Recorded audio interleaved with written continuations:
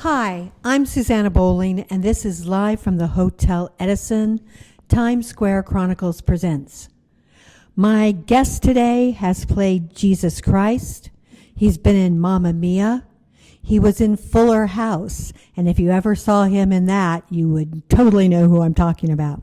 He was in Dancing with the Stars, and now he's going to be at 54 Below, as well as doing concerts and a new film. I'm talking Juan Pablo de Pache.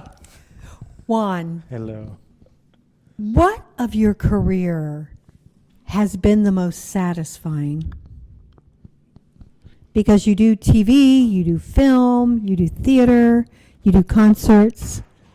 So what is satisfying you the most? In front of an audience is incredibly satisfying. It's immediate. Making a film and getting to tell that story from a personal perspective, deciding everything about it, satisfies my sort of creator gene. So I just like both those aspects, you know, the immediacy, but also the having my hands full with responsibility. Now, you started off playing Jesus Christ, at least so the world knows. How did you begin in performing? Well, my very first contact with performing on the stage was dance. I was a dancer. Really? Yeah, I was a dancer before I was anything else. And I have a huge place in my heart for dancing because I was 17 in London, and I started very late. Usually you should start dancing, you know, when your 8, body 9. is still, when your body is still able to do things. And I started at 19. So I was very late to the game, but it taught me so much. And it kind of solidified my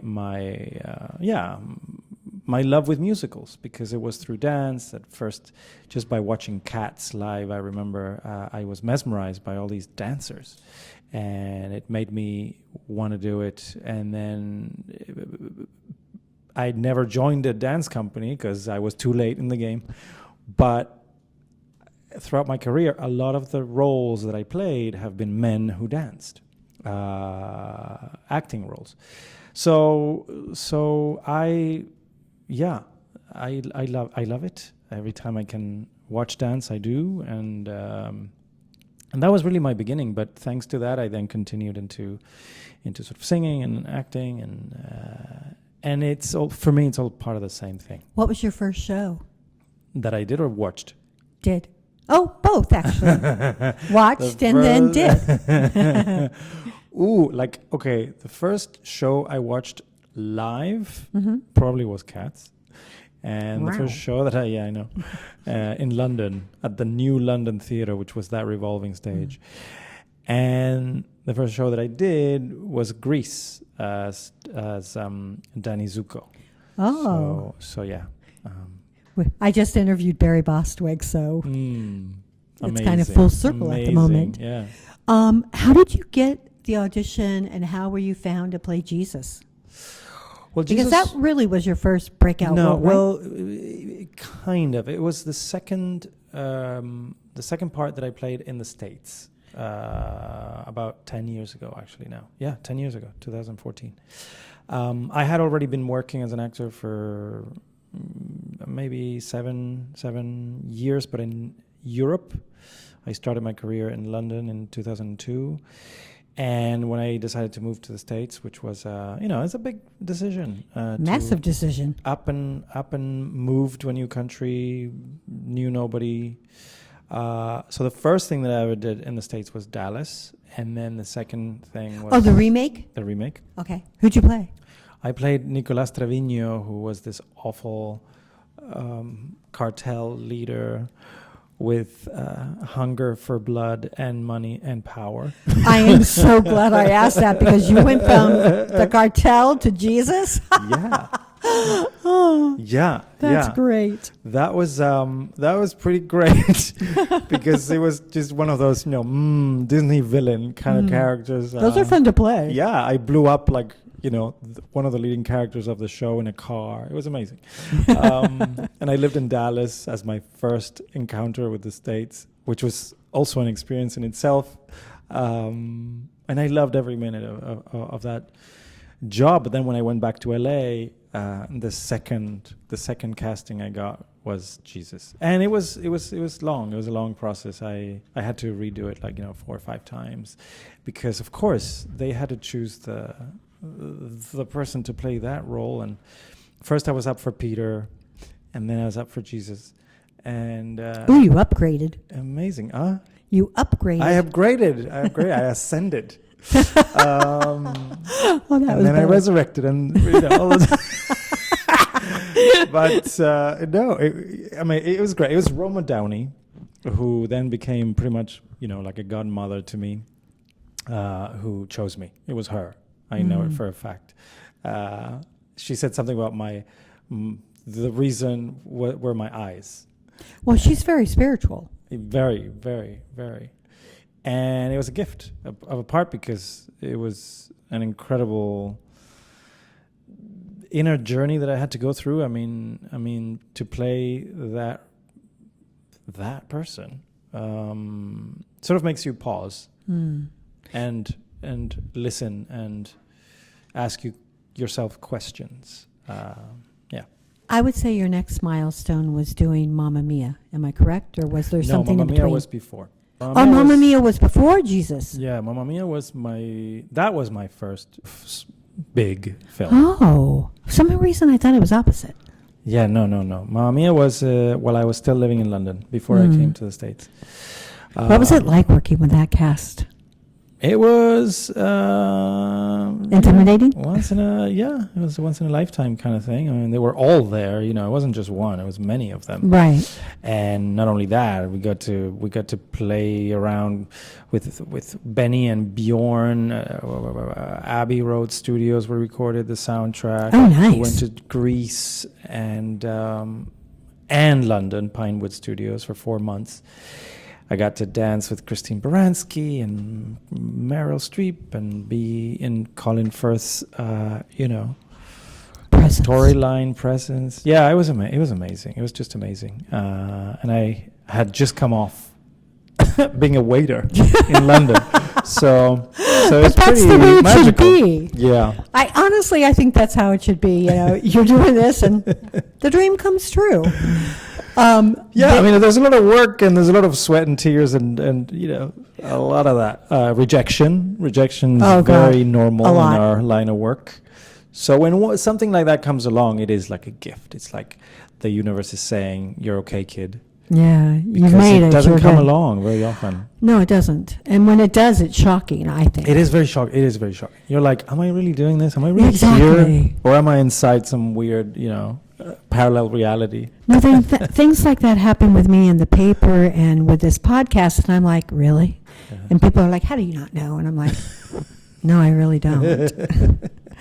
But, because that's not where my focus is, ever.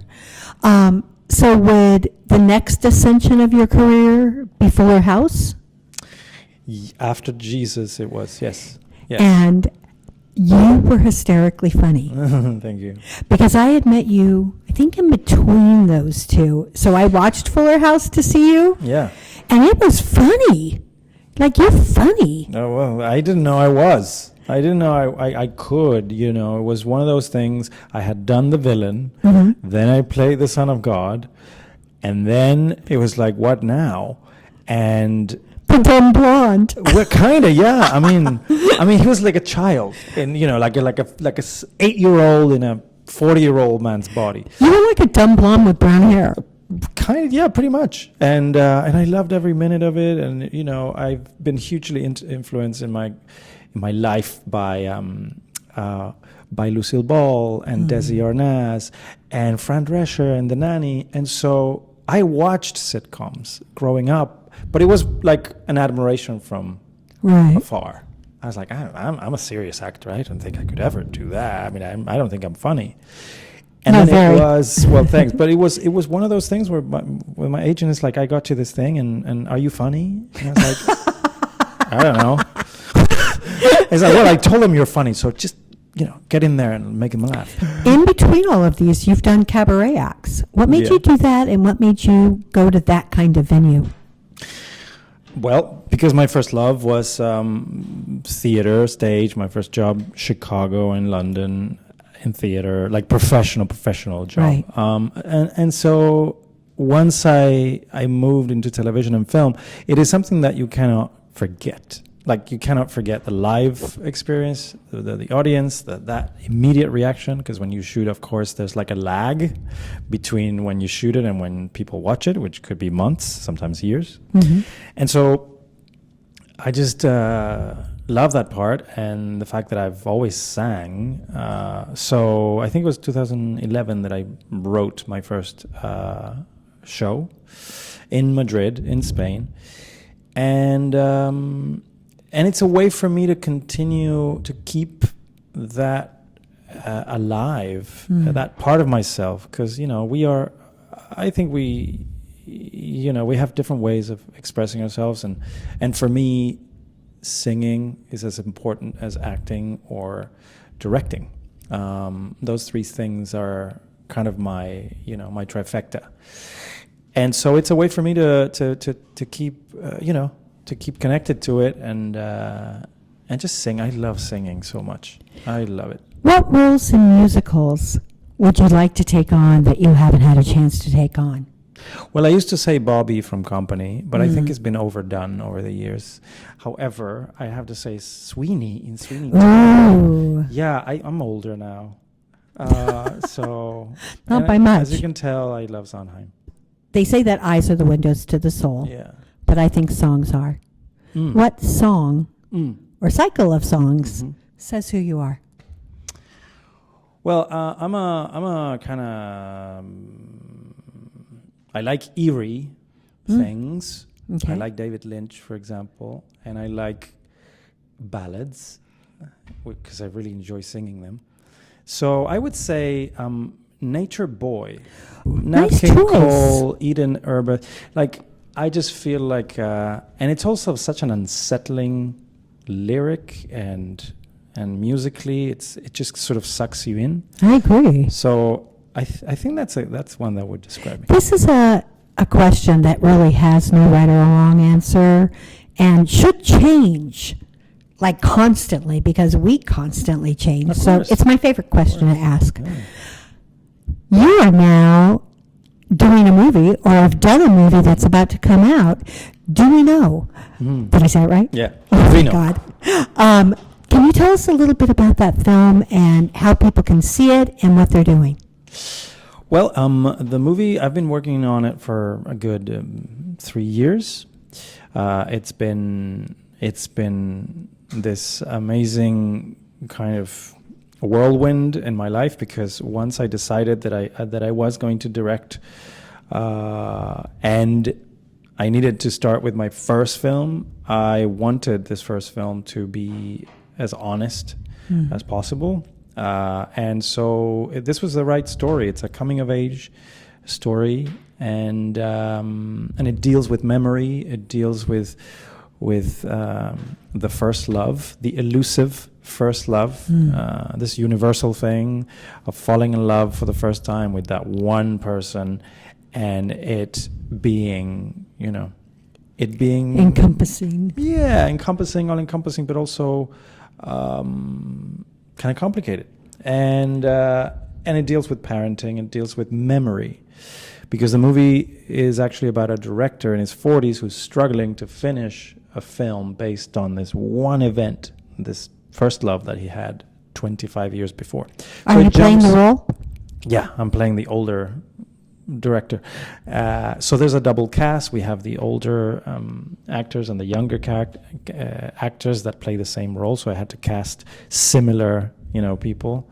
But it's been amazing. And I co-directed it with my longtime friend from when we were 12, Andres Pepe Estrada, who has, through the years, become this incredible editor, working on Argentina 1985, that went to the Oscars and won the Golden Globes for Best Foreign Film. And also it's been exec produced by Norman Lear, the late amazing amazing. Norman Lear and Brent Miller. So I don't know. I just feel very supported in my first venture to directing. And so people can see it at New Fest this coming 12th of October. It's been selected to have its New York premiere at New Fest Film That's Festival. exciting. Yeah, at 6 p.m. SVA Theater. No, promote, please. Yes. Well, yes, at 6 p.m. SVA Theater, New York. And it's going to be really exciting because for me, New York, as you know, every time I come here, it's so special. So to premiere my feature here is just amazing. And what's next for you? Well, I am, of course, doing 54 Below this weekend, 4th and 5th of October. And I am writing 2 more movies. Nice. So we're getting more into writing. Writing things that I will direct. I always write what I direct.